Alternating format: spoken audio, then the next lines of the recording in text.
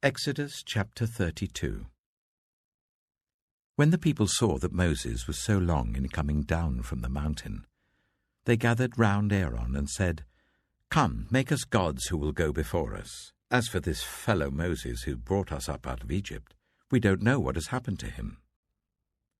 Aaron answered them, "Take off the gold earrings that your wives, your sons, and your daughters are wearing, and bring them to me."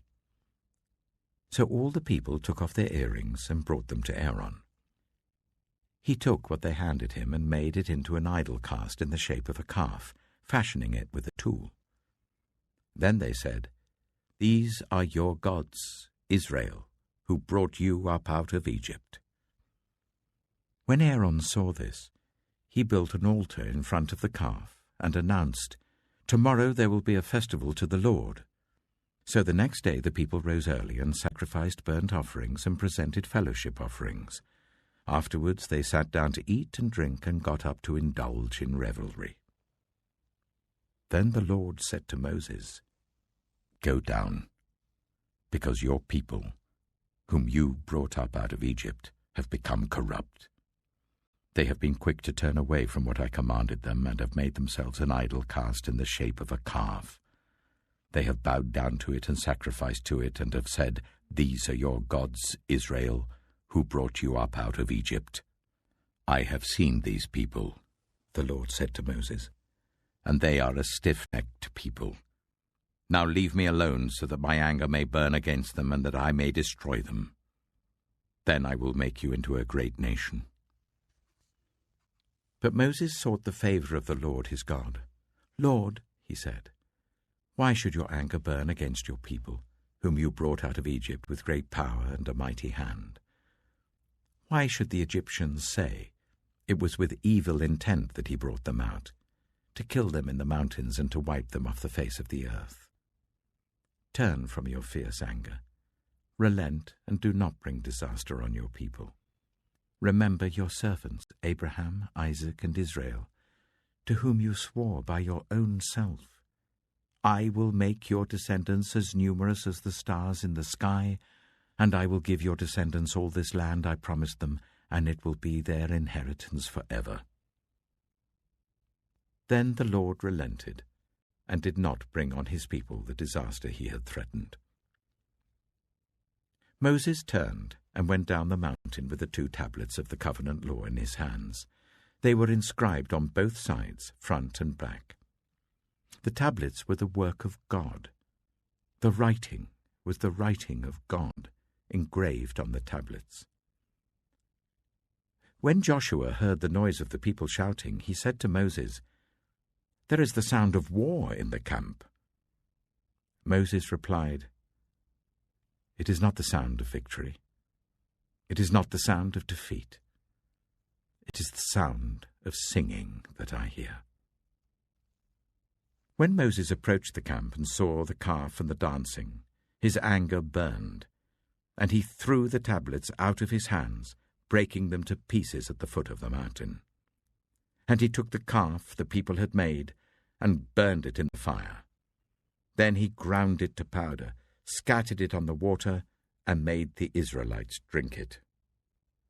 He said to Aaron, "What did these people do to you, that you led them into such great sin?" "Do not be angry, my lord," Aaron answered. "You know how prone these people are to evil. They said to me, 'Make us gods who will go before us.' As for this fellow Moses who brought us up out of Egypt, we don't know what's happened to him. So I told them, 'Whoever has any gold jewelry, take it off.' Then they gave me the gold, and I threw it into the fire, and out came this calf." Moses saw that the people were running wild, and that Aaron had let them get out of control and so become a laughingstock to their enemies. So he stood at the entrance to the camp and said, "Whoever is for the Lord, come to me." And all the Levites rallied to him. Then he said to them, "This is what the Lord, the God of Israel, says. Each man strap a sword to his side. Go back and forth through the camp from one end to the other, each killing his brother and friend and neighbor." The Levites did as Moses commanded, and that day about 3,000 of the people died. Then Moses said, "You have been set apart to the Lord today, for you are against your own sons and brothers, and he has blessed you this day." The next day Moses said to the people, "You have committed a great sin, but now I will go up to the Lord. Perhaps I can make atonement for your sin." So Moses went back to the Lord and said, "Oh, what a great sin these people have committed. They have made themselves gods of gold. But now, please, forgive their sin. But if not, then blot me out of the book you have written." The Lord replied to Moses, "Whoever has sinned against me, I will blot out of my book. Now go, lead the people to the place I spoke of, and my angel will go before you. However, when the time comes for me to punish, I will punish them for their sin." And the Lord struck the people with a plague because of what they did with the calf Aaron had made.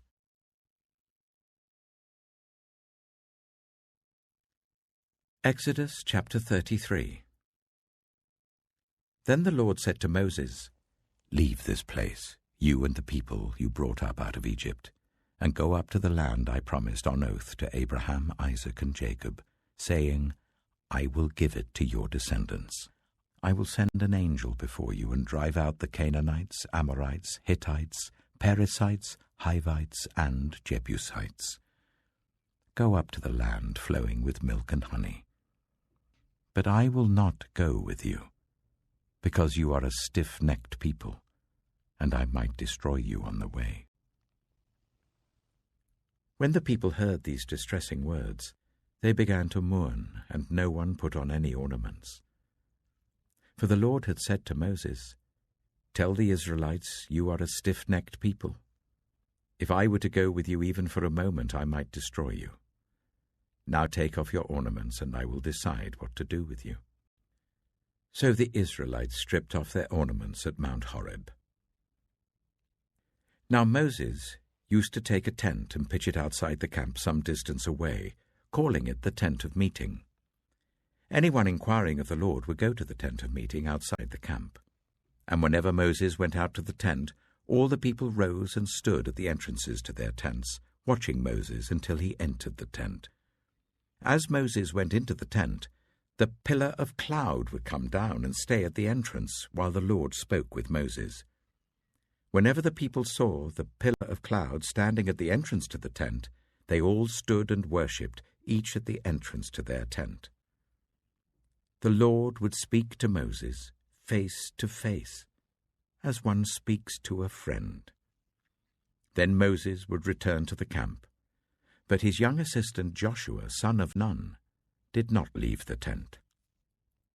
Moses said to the Lord, "You have been telling me, 'Lead these people.' But you have not let me know whom you will send with me. You have said, 'I know you by name, and you have found favor with me.' If you are pleased with me, teach me your ways, so I may know you and continue to find favor with you. Remember that this nation is your people." The Lord replied, "My presence will go with you, and I will give you rest." Then Moses said to him, "If your presence does not go with us, do not send us up from here. How will anyone know that you are pleased with me and with your people unless you go with us? What else will distinguish me and your people from all the other people on the face of the earth?" And the Lord said to Moses, "I will do the very thing you have asked, because I am pleased with you, and I know you by name."